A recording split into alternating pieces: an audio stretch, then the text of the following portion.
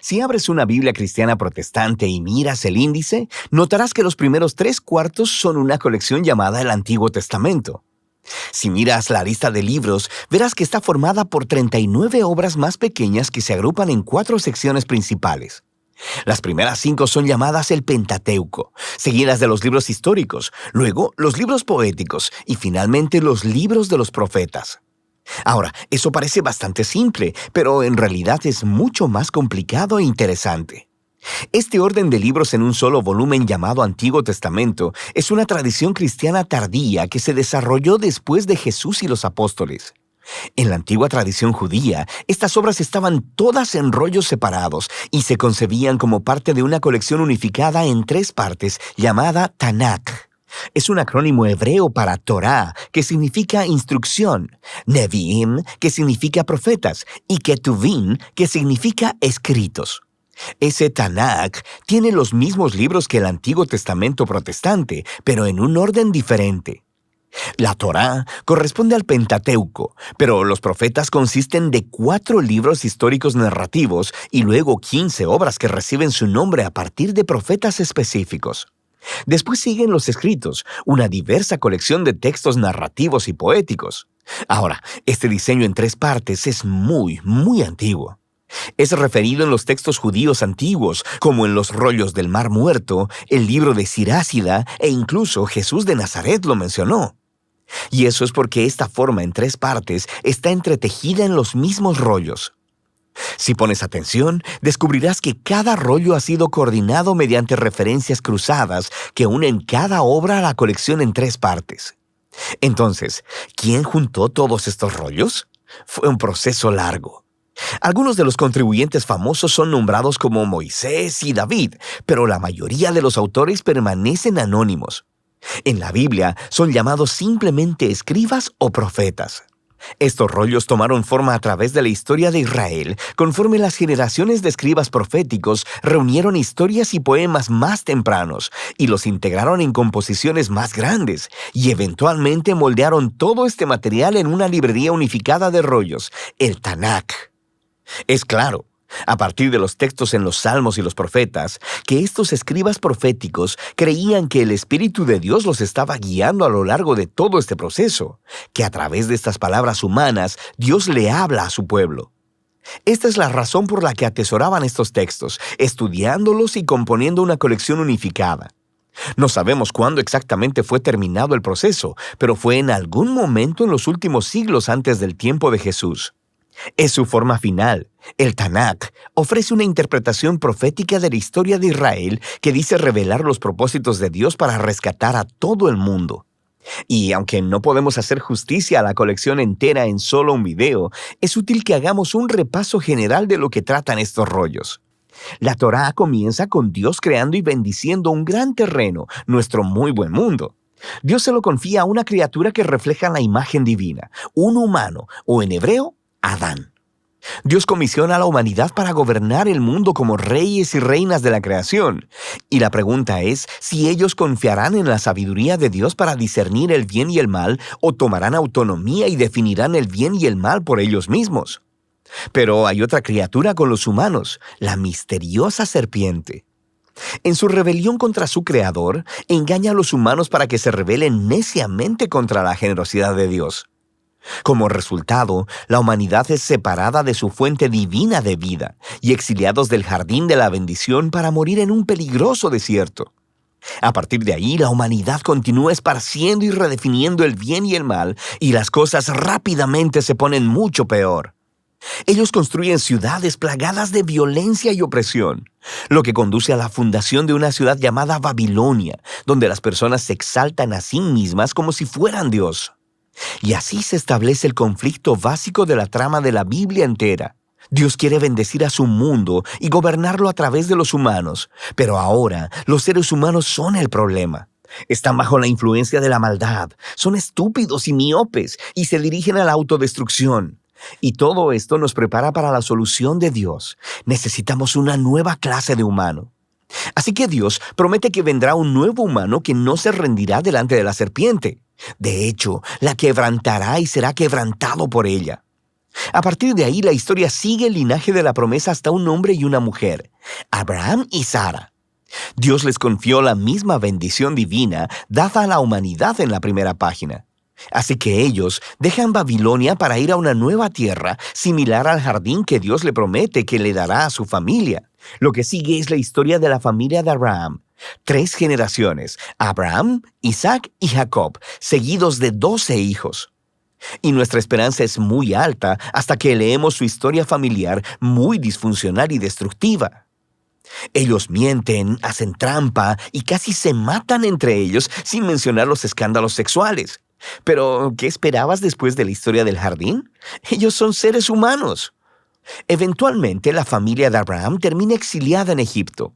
Todos estos fracasos por parte de la familia de Abraham pintan un fondo oscuro para los pocos momentos resplandecientes de la historia. Dios permanece comprometido con ese pueblo. Incluso hace con ellos una promesa eterna llamada pacto de que los rescatará y que bendecirá a toda la humanidad a través de ellos. El cómo no está muy claro, pero la familia de Abraham está en su mejor punto cuando dejan sus planes egoístas y confían en la promesa de Dios con una fe radical. A partir de aquí, la familia crece.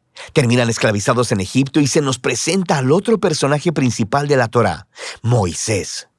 Dios lo levanta para rescatar a los israelitas y llevarlos a una montaña en donde todos son invitados a entrar en una relación de pacto con Dios. Se les dan 613 términos para esta relación, una guía para convertirse en una nueva clase de humanos quienes representarán con fidelidad a Dios delante del mundo. Y Moisés es el mediador de todo este asunto, porque él es genial. Es el profeta definitivo que habla la palabra de Dios a Israel. Es un sacerdote que los representa delante de Dios e incluso es llamado rey, líder de Israel y libertador en tiempo de necesidad. Pero conforme continúa el viaje, los israelitas fallan estrepitosamente. Violan el pacto e incluso Moisés se rebela contra Dios. De hecho, la Torá termina con Moisés prediciendo que el fracaso de Israel continuará conforme regresan a la tierra prometida y que terminarán en el exilio una vez más. Pero él tiene la esperanza de que Dios cumplirá su promesa de rescatar a Israel. Un día, él cubrirá sus fracasos, sanará sus corazones egoístas para que realmente puedan amar a Dios y vivir. Y entonces Moisés muere. Ahora, las últimas oraciones del rollo de la Torá son sorprendentes. Miran adelante en el tiempo y escuchamos de los escribas que dieron forma al Tanaj. Ellos reflexionan en la historia de Moisés desde su perspectiva y nos dicen que nunca en la historia de Israel se levantó un profeta como Moisés. Oye, quisiera que llegara otro profeta, sacerdote, rey como él. Y con eso seguimos al Nevi'im. Este tiene 2 subcolecciones.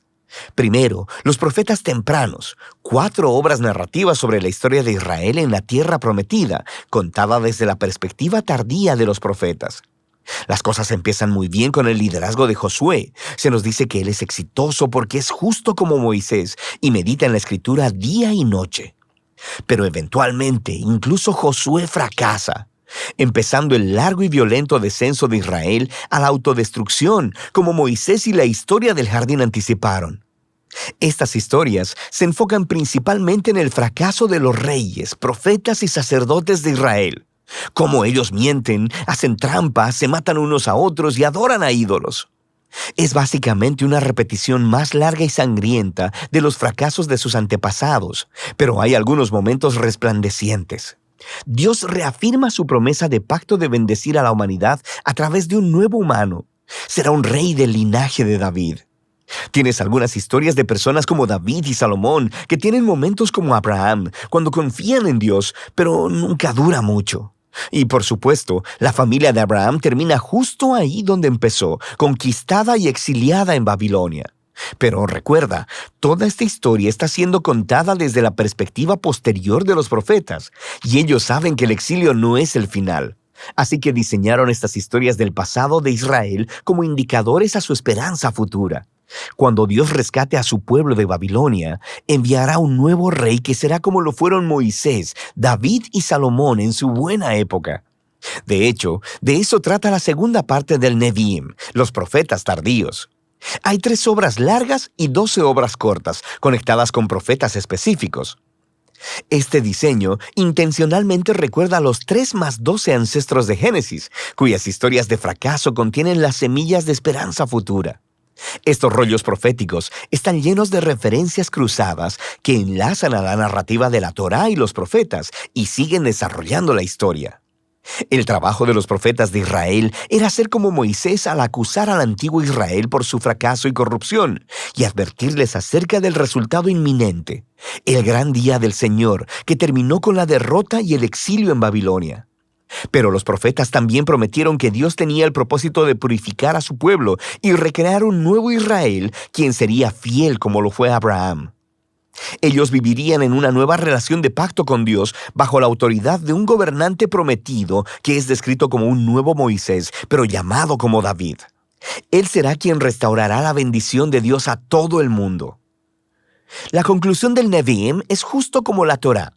Hay una nota de los escribas proféticos del Tanakh.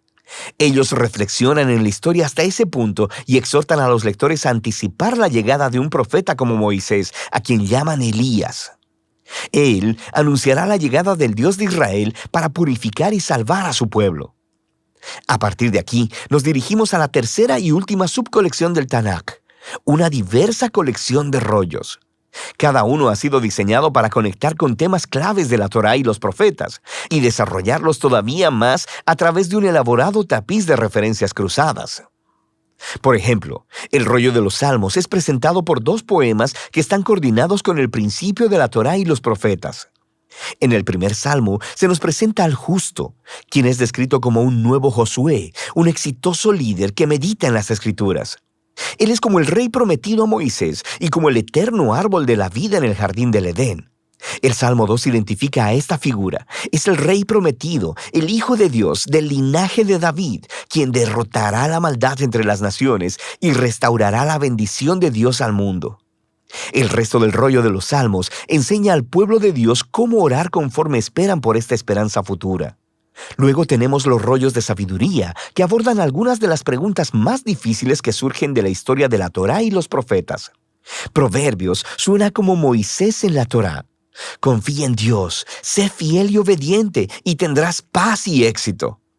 Pero luego, Eclesiastés y Job reflexionan en la complicada historia de Israel y dicen, sí, lo hemos intentado y no es tan simple. Estos 3 libros desarrollan una profunda conversación acerca de lo que significa vivir sabiamente en el buen y frecuentemente confuso mundo de Dios. 2 de los últimos libros del Tanakh en ser escritos hacen una contribución crucial. El rollo de Daniel recuerda la larga historia del fracaso y sufrimiento de Israel como una extraña puerta de esperanza hacia un nuevo futuro para el mundo.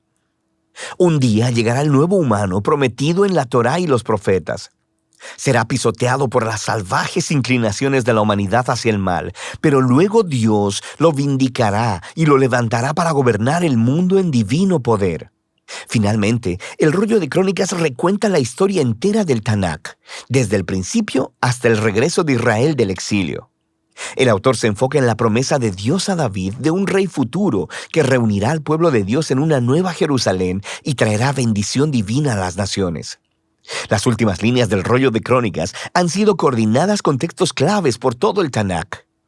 Mantienen viva la esperanza de un regreso definitivo del exilio, apuntando a la llegada de un israelita con quien Dios está, quien pueda ir y restaurar a la nueva Jerusalén. Y así es como termina la historia.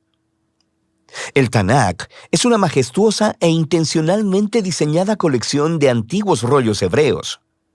Estos diversos textos de todos los periodos de la historia de Israel han sido entretejidos como una historia unificada acerca de la promesa del pacto de Dios para Israel y para toda la humanidad. Fueron hechos para toda una vida de lectura y reflexión, conforme estas asombrosas palabras humanas ofrecen una palabra divina de sabiduría y de esperanza futura que todavía habla hoy.